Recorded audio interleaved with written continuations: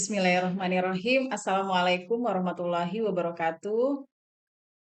Perkenalkan, nama saya Zanastasya. Saya adalah dosen pengampu mata kuliah epidemiologi di program studi kesehatan masyarakat Fakultas Kesehatan Masyarakat Universitas Muhammadiyah Palu. Sebagai salah satu cabang ilmu kesehatan masyarakat, epidemiologi memiliki ruang lingkup yang cukup luas, dan saya membawakan beberapa mata kuliah yang berkaitan dengan epidemiologi. Dan pada kesempatan ini, saya akan memaparkan terkait dengan epidemiologi penyakit tidak menular. Mata kuliah epidemiologi penyakit tidak menular merupakan mata kuliah wajib prodi yang diberikan pada semester 5. Mata kuliah ini memiliki bobot sebesar 2 SKS. Adapun capaian pembelajaran mata kuliah ini, yang pertama yaitu mahasiswa diharapkan mampu menjelaskan konsep umum tentang penyakit tidak menular, mahasiswa mampu menggunakan konsep epidemiologi dalam pencegahan dan penanggulangan penyakit tidak menular, mahasiswa mampu menjelaskan faktor risiko penyakit tidak menular, mahasiswa mampu menjelaskan berbagai jenis penyakit tidak menular utama seperti kanker, diabetes mellitus, hipertensi, stroke, penyakit jantung koroner, penyakit paru obstruktif, penyakit ginjal, dan cedera. Selain itu, mahasiswa juga diharapkan mampu menjelaskan konsep penyakit akibat kerja, perbedaan penyakit akibat kerja dengan penyakit umum, konsep penyakit menular dan tidak menular di tempat kerja, dan menjelaskan jenis penyakit akibat kerja. Dan yang terakhir, mahasiswa diharapkan mampu menjelaskan konsep epidemiologi penyakit akibat kerja, konsep perjalanan penyakit akibat kerja, dan menjelaskan konsep ukuran penyakit akibat kerja dan konsep analisis data penyakit akibat kerja.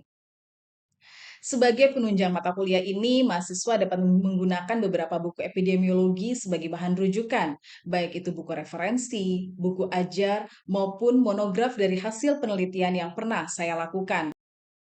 Selain itu, ada pun platform yang saya gunakan dalam proses perkuliahan, yaitu Learning Management System, atau yang kita kenal dengan LMS. LMS merupakan platform pembelajaran digital yang membuat belajar online lebih efektif dan efisien.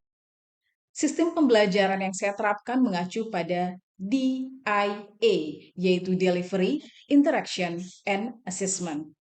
DIA adalah proses pembelajaran tentang bagaimana materi yang saya sampaikan dapat diterima dengan baik oleh mahasiswa. Yang kedua yaitu interaction. Interaction adalah proses interaksi yang terjalin antara mahasiswa dan dosen dalam mencapai tujuan pembelajaran. Adapun sistem interaction yang saya lakukan di kelas adalah Student Learning Center atau SLC, di mana sistem tersebut merupakan metode pembelajaran yang menempatkan mahasiswa sebagai subjek pembelajaran, sehingga peserta didik akan belajar lebih aktif, kreatif, mandiri, dan inovatif sesuai dengan kemampuan individu masing-masing. Sistem SLC yang saya terapkan terdiri menjadi 3, yaitu yang pertama pembelajaran interaktif, di mana pada pembelajaran interaktif ini dosen memaparkan materi di dalam kelas dan menyiapkan pertanyaan kepada mahasiswa, kemudian meminta pendapat dari mahasiswa.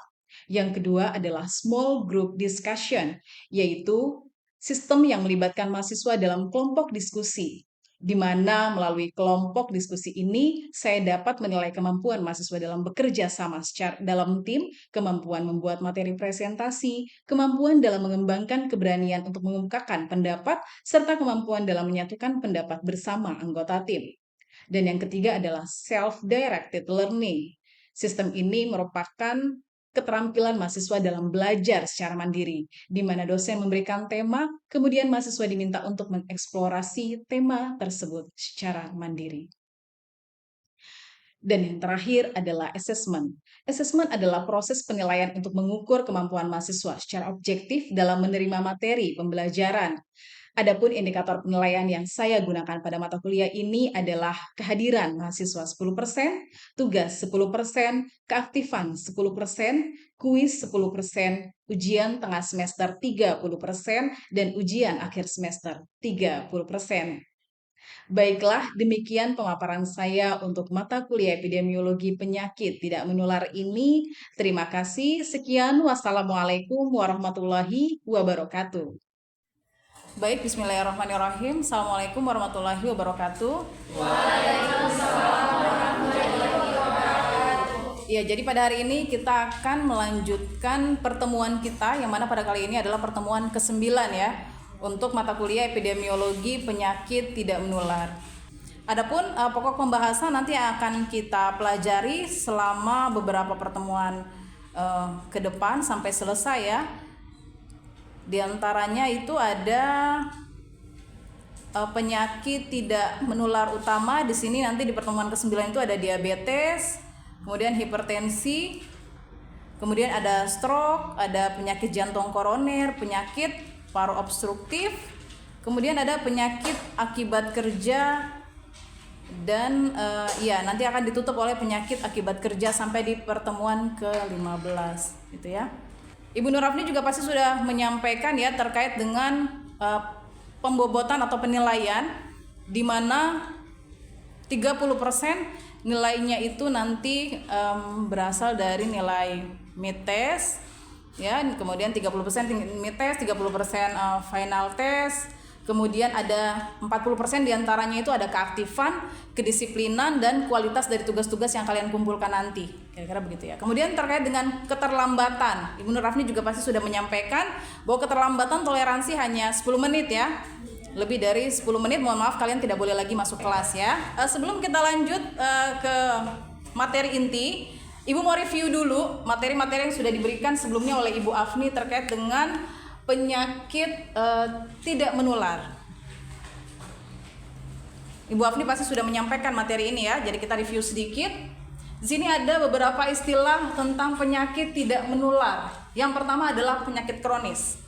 Siapa yang tahu apa maksud penyakit tidak menular? Kenapa sampai dikatakan penyakit kronis? Silakan, Rizky. Penyakit kronis itu penyakit yang berlangsung lama secara bertahun-tahun. Oke, benar ya. Jadi kenapa penyakit tidak menular dikatakan penyakit kronis? Karena penyakit tidak menular berlangsung secara perlahan-lahan dalam waktu yang lama, menahun dia ya sifatnya. Oke, yang kedua itu penyakit, istilah lain dari penyakit tidak menular adalah penyakit non infeksi. Siapa yang tahu apa maksud dari penyakit non infeksi? Silakan, Febri. Menurut saya itu istilah penyakit tidak menular itu bisa diartikan penyakit yang bukan disebabkan oleh kuman atau mikroorganisme seperti bakteri. Oke, bagus sekali ya. Jadi dia dikatakan penyakit non infeksi. Jadi dia tidak diinfeksi oleh mikroorganisme sebagaimana yang dijelaskan oleh Febri tadi. Kemudian ada istilah lain yaitu non communicable disease. Apa ini istilah ini? Silakan Aziza.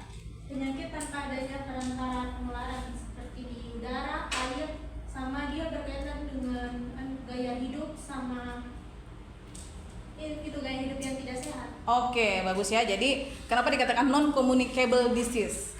Tidak ada transmisi. Bagaimana kita ketahui bahwa sudah belajar penyakit menular ya?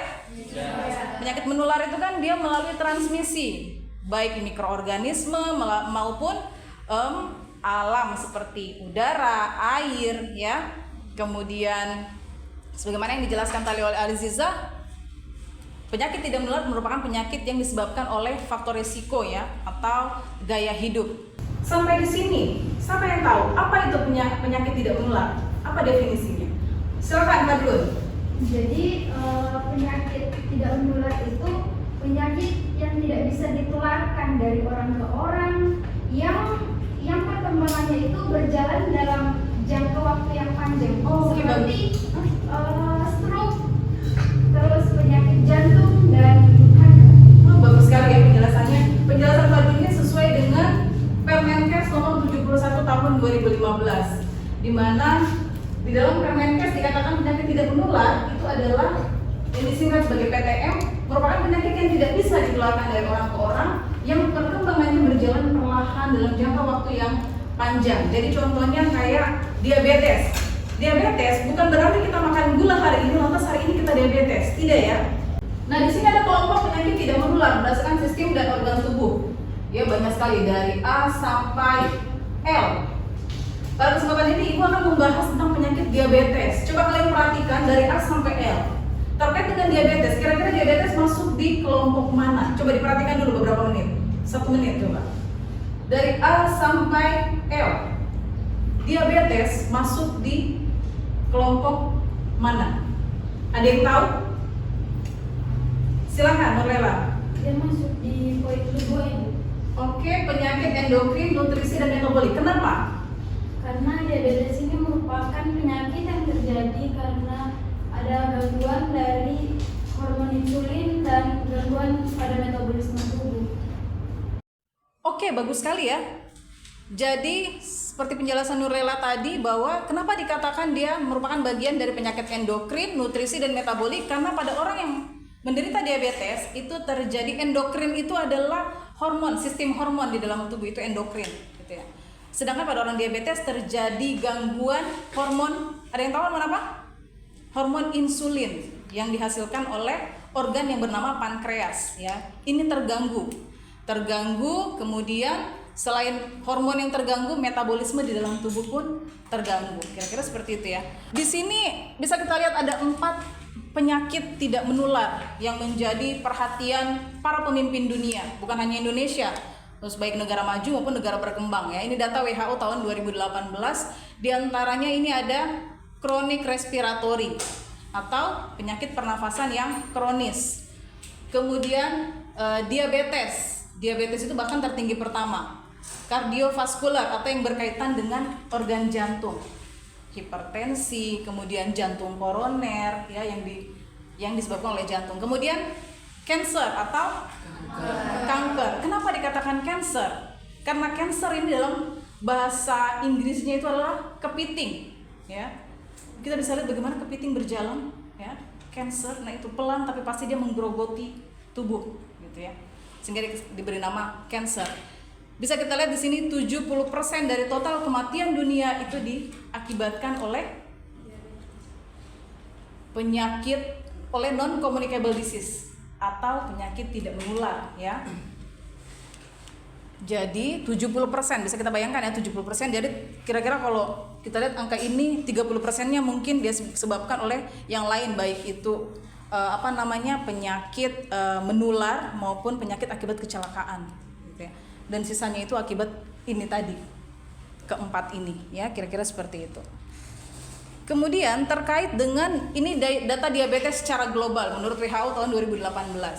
1 dari 11 orang di dunia itu ternyata menderita diabetes gitu ya. Cuma karena ketidaktahuan mereka tidak paham harus periksa kemana, bagaimana caranya, deteksi dini yang lemah, maka terlambat diketahui bahwa dia diabetes. Nanti sudah parah baru ketahuan bahwa orang tersebut diabetes. Yang kedua, 5-10 tahun itu usia harapan hidup orang diabetes berkurang gitu ya. Jadi misalnya dia punya usia harapan hidup itu kalau di Indonesia laki-laki sampai 72 tahun. Ya, apabila dia ini usia harapan hidup laki-laki sampai 72 tahun. Tapi kalau dia diabetes, dia bisa mengurangi 5-10 tahun umurnya. Kemudian 1 dari 2 orang yang diabetes tidak memiliki gejala-gejala diabetes, dia tidak mengenali gejala-gejala itu pada tubuhnya. Sudah ada gejala tubuhnya, cuma karena dia tidak punya ilmunya, tidak paham, jadi dia tidak tahu bahwa dia sudah menderita diabetes. Oke, lanjut ya. Nah ini ada data prevalensi diabetes mellitus di Indonesia. Itu berdasarkan data Riskesdas tahun 2013 itu mencapai 6,9%, kemudian meningkat sebesar lebih dari 16 juta orang.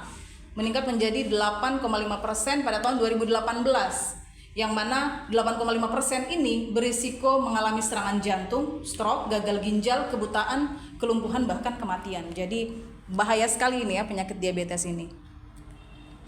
Nah ini adalah kerugian ekonomi yang diakibatkan oleh diabetes. Bisa kita lihat ya. Di sini diabetes itu ternyata merugikan anggaran negara. Di sini biaya langsung penanganan diabetes mencapai 60 miliar dolar per tahun. Bayangkan kalau kalian yang muda-muda ini menderita diabetes, kalian akan sangat merugikan negara. Bayangkan kerugian-kerugiannya ini ya.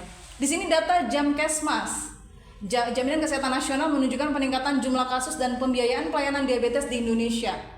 Itu ya, pembiayaannya dari 135.322 kasus dengan pembiayaan sebesar 700,29 miliar. Hanya mengobati diabetes saja sampai segitu tingginya. Baru diabetes, belum penyakit yang lain. dibiayai oleh negara. Gitu ya, BPJS itu kita bisa bayangkan ya. Uang yang barangkali bisa digunakan untuk pembangunan negara, tapi justru digunakan untuk membiayai orang-orang yang sakit di negara kita. Sampai di sini ada pertanyaan? Silakan, Rahayati. Apakah penyakit diabetes terjadi begitu saja tanpa adanya sebab akibat? Oke, diabetes tidak terjadi begitu saja. Sebelum seseorang masuk kepada diabetes, ada tahap awal yang dia alami, yang dikenal dengan sebutan pra-diabetes. Tapi masyarakat banyak yang tidak tahu ini. Ya. Jadi bedanya apa? Kalau orang kena pra-diabetes, lantas dia cepat melakukan deteksi dini, dia masih bisa kembali normal. Ibarat lampu merah, dia berada di lampu kuning. Kalau dia segera obati, dia bisa kembali normal. Tapi kalau dia sudah diabetes, mohon maaf, Anda tidak bisa kembali normal. Dia sudah lampu merah. Itu perbedaannya. Itulah gunanya deteksi dini, screening gitu ya, agar apa? Ketahuan lebih awal, dia sudah menunjukkan gejala-gejala pradiabetes, bisa diobati secepatnya, sedini mungkin, gitu ya. Paham ya, Nur ya? Jadi dia tidak terjadi begitu saja, melainkan ada pintu pertama yaitu pradiabetes. Kalau dia rutin melakukan deteksi dini, dia akan mendapatkan informasi dari nakes, dari tenaga kesehatan bahwa ibu sudah masuk dalam fase pradiabetes. Jadi sebisa mungkin perbaiki pola makan, kurangi gula dan lain sebagainya. Nah, kalau dia patuh terhadap aturan-aturan nakes, insya Allah dia masih bisa normal. Kenapa? Kalau orang sudah pradiabetes berarti sudah menunjukkan ada yang rusak di pankreasnya. Apa itu pradiabetes? Pradiabetes adalah suatu kondisi di mana kadar gula darah lebih tinggi dari normal. Normalnya berapa? Dia normalnya itu. Jadi kalau kalian punya uang beli alat tes darah, ya minimal kalian atau untuk keluarga di rumah bisa belajar sendiri otodidak. Itu kurang lebih 300.000 harganya. Sticknya itu memang lumayan sih, 100.000 per botol, isinya 10. Kalian bisa tes per minggu di jari, ya. Jadi kalau alat itu menunjukkan gula darah berada di bawah 100, berarti Anda normal. Tapi kalau dia antara 100 sampai 125, sudah naik sedikit lebih dari 100, ini biasanya sudah masuk pradiabetes. Menurut WHO, kalau dia sudah 124, berarti dia sudah pradiabetes. Sudah harus di warning, sudah lampu kuning ini, kasarnya begitu ya. Tapi kalau dia sudah lebih dari 126, apalagi sudah sampai 200, mohon maaf, Anda sudah diabetes. Ini yang banyak terjadi di masyarakat. Mereka tidak tahu kondisi ini. Seumur hidupnya tidak pernah melakukan pemeriksaan, pas periksa sudah berapa? 400. Ini yang banyak ibu temukan waktu penelitian ya. Ibu tahu ibu 400? Tidak. Pernah tes sebelumnya? Tidak pernah. Ibu sudah 400 ibu, dia bilang, pantas saya sudah merasakan banyak kelainan di badan saya. Tapi dia tidak sadar bahwa ini gejala-gejala diabetes. Itu karena masyarakat tidak paham dan tidak tahu ilmunya. Itulah peran kalian sebagai seorang kesmas. Berdiri di depan masyarakat, menyampaikan kepada mereka ilmu, pengetahuan, edukasi mereka. Jadi ibu kasih kalian ini ya, analogi. Diabetes itu gula ya. Jadi kita makan roti dipecah menjadi gula. Pankreas saat dia tahu yang masuk itu adalah gula, ya, dia produksi insulin, hormon yang namanya insulin. Insulin ini apa? Insulin ini sebenarnya kunci untuk mengantar gula masuk ke dalam sel. Gitu. Dia hanya apa ya istilahnya? Dia mengantar untuk makanan ini masuk ke dalam sel-sel di dalam tubuh. Gitu. Tanpa insulin, gula, apa yang terjadi pada orang diabetes? Gula ini mengendap di darah. Karena pankreas tidak mampu lagi memproduksi insulin. Jadi tidak ada lagi yang antar ini gula ke dalam sel. Insulin sudah lemah. Pankreas lemah, insulin tidak terproduksi lagi. Sudah berhenti produksinya. Pada orang yang sudah 400, sudah tidak diproduksi, sudah berhenti. Jadi itu gula diam di tempat, tidak ada yang antar. Paham?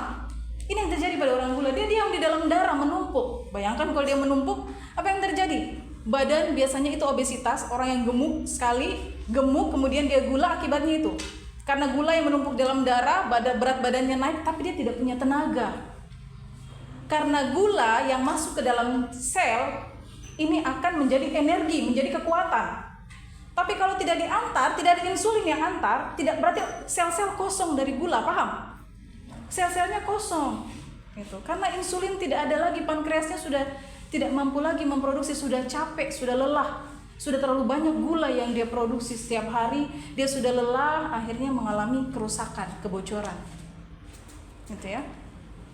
Tidak mampu lagi dia. Ini yang terjadi pada orang gula itu. Jadi kalian masih muda, cegah dari sekarang sebelum minimal kalian sudah tahu ilmunya, sampaikan sama orang di rumah gitu ya. Karena diabetes ini dikenal sebagai pembunuh yang tenang, silent killer, asimptomatik, pembunuh yang tenang tanpa gejala gitu.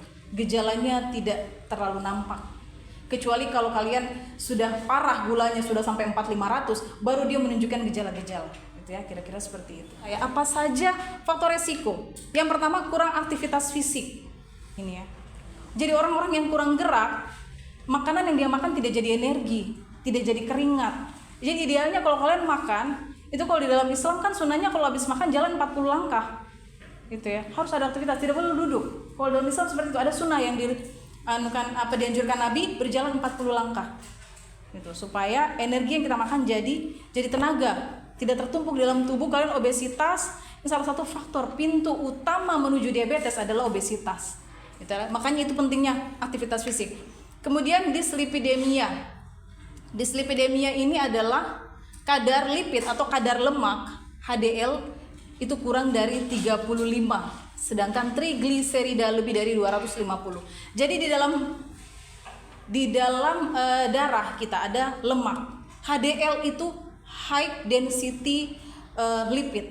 Di dalam darah dia harus tinggi, tidak boleh rendah. Kalau dia rendah, kalian beresiko kolesterol. Kalau orang kolesterol berarti kadar lemak di dalam tubuhnya, kadar lemak jahat di dalam tubuhnya itu tinggi. Akibatnya apa? Kalau kadar lemak jahat di dalam tubuhnya tinggi, dia berisiko stroke, jantung koroner. Jadi HDL ini dia tidak boleh, di sini dia kurang dari 35 ya. Kalau berjadi dia harus lebih dari 35. Tidak boleh kurang dari 35. Kalau dia kurang dari 35, berarti lemak di dalam tubuh kita itu ada lemak jahat dan lemak baik. HDL ini lemak baik.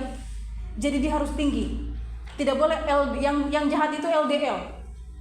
Low density lipid. Dia harus rendah di dalam tubuh. Kalau dia lebih tinggi dari HDL, maka kalian berisiko stroke, serangan jantung, kemudian dan penyakit-penyakit ini lainnya, penyakit degeneratif lainnya, kira-kira seperti itu ya. Penyakit yang menyerang jantung, pembuluh darah. Jadi trigliserida ini kata dokter kalau dia tinggi di dalam darah, dia tidak memberikan gejala apa-apa, biasanya orang langsung dead, langsung meninggal gitu ya. Tapi kalau LDL yang tinggi, dia masih kasih signal, leher tegang, kepala pusing, sakit kepala gitu. Dan tapi hati-hati, LDL tinggi dengan tekanan darah rendah itu biasanya gejalanya kurang lebih sama, pusing, mual, muntah, rendah barangkali. Harus tetap periksa, lihat dulu tensiku, tensiku normal gitu. Kenapa saya pusingnya? Coba kolesterol, tes kolesterol, tapi tidak boleh, sebaiknya di Prodia. Karena kalau cuma pakai alat, ini kolesterol total. Total itu berarti dia tambah antara HDL dan LDL. Kita tidak tahu mana yang tinggi karena total yang dia hitung. Jadi kalau kalian mau tahu yang mana yang tinggi HDL atau LDL, harus ke Prodia atau ke Labcast Undata. Saya mual-mual, leherku ini tegang. Kalau kalian kasih biar, dia bisa menghantam saraf-saraf otak, kalian bisa stroke. Ini yang terjadi, orang tiba-tiba lidahnya kendor, ya. Itu kata dokter. Kalau LDL tinggi masih bagus, dia masih kasih signal. Masih mual, masih tegang leher, masih sakit kepala. Tapi kalau trigliserida yang tinggi, selamat tinggal, Anda langsung dead. Lagi cerita-cerita tiba-tiba tak banting, pak. Nah itu biasanya. Ini adalah gejala penyakit diabetes. Apabila gejala-gejala ini ada pada diri kalian atau ada pada keluarga kalian, pada ibu bapak, curigai dia diabetes. Lebih baik kalian curiga dia diabetes, ternyata setelah diperiksa bukan diabetes, daripada kalian curiga dia bukan diabetes, ternyata dia diabetes. Paham? Nanti kalian kehilangan apa ya? Fase yang harusnya dia kemarin kalau kalian cepat tangani dia masih dipera, masih bisa diobati, tapi karena kalian pikir bukan itu gejala-gejala biasa, pasti bukan diabetes, ternyata diabetes. Akhirnya gula darahnya sudah 400, selamat tinggal, tidak bisa lagi kembali normal. Gitu ya. Di antara gejalanya yang pertama, berat badan menurun cepat tanpa ada gejala utama. Gejala utamanya itu sering kencing malam. Sering dia kencing malam. Coba perhatikan orang tua, kalau ada yang sering kencing, bangun kencing malam, cepat lapar, sedikit-sedikit makan, sudah makan lapar lagi, sudah makan lapar lagi. Cepat lapar. Sering haus. Karena dia sering kencing, makanya dia sering haus. Gitu ya. Kemudian ada gejala tambahan. Kalau dia sudah parah, berat badannya akan menurun drastis, jadi kurus gitu ya.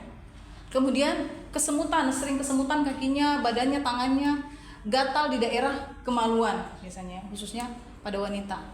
Sering timbul bisul yang hilang timbul gitu ya. Karena organ-organ di dalam tubuhnya sudah dirusak satu persatu.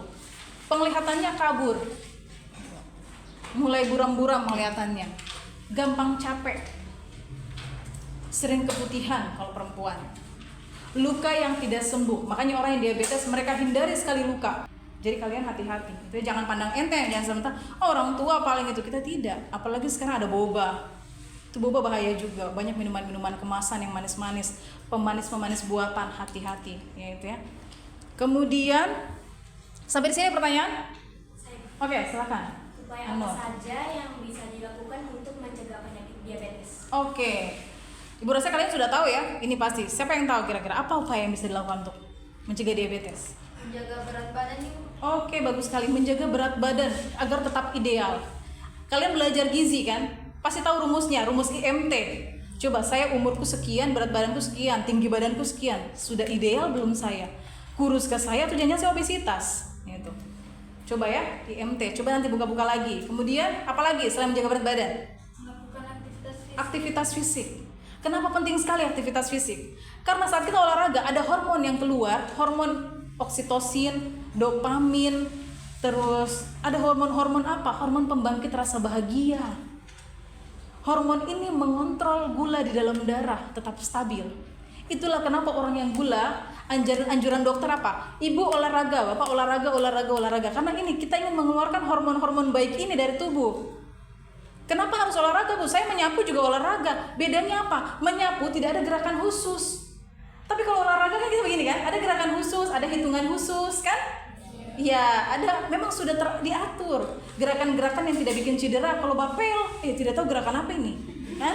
Menyapu, maksudnya itu bedanya. Kenapa harus olahraga? Bukan gym ya, kalau gym terlalu berat, aerobik apalagi lansia terlalu berisiko. Jadi minimal jalan pagi, keluar keringat, nah itu sehat sekali kalian. Tiap pagi nih keliling halaman lah ya, ada halaman atau misalnya keliling saja komplek, keliling RT. Ciusan nanti mau pergi di wali kota terlalu jauh. Tapi hati-hati, bisa ada anjing. Ya hati-hati, di sana anjing sudah berdiri di belakang. Itu hati-hati ya. Oke baik, di sini terakhir ya sebagai penutup merupakan upaya-upaya yang dilakukan untuk mencegah diabetes. Tadi sudah dijelaskan oleh sebutkan oleh Vita, menjaga berat badan, kemudian aktivitas fisik, kelola stres. Kenapa tidak boleh stres? Stres ini menjadi penyebab kematian utama di negara maju dan negara berkembang. Ibu, saya sudah tidak makan, gula darahku sudah normal, tapi kalau kau stres, kenapa tidak boleh stres? Tubuh mengenal satuannya stres. Gitu ya. Kemudian apalagi? Makanan, sudah pasti makanan yang menjaga pola makan, banyak makan sayur. Kenapa dianjurkan makan sayur dan buah? Karena sayur dan buah mengandung serat. Serat ini di dalam tubuh dia ikat itu lemak, dia ikat itu minyak, dia keluarkan melalui kotoran. Barangkali untuk hari ini saja ya. Sampai di sini masih ada pertanyaan?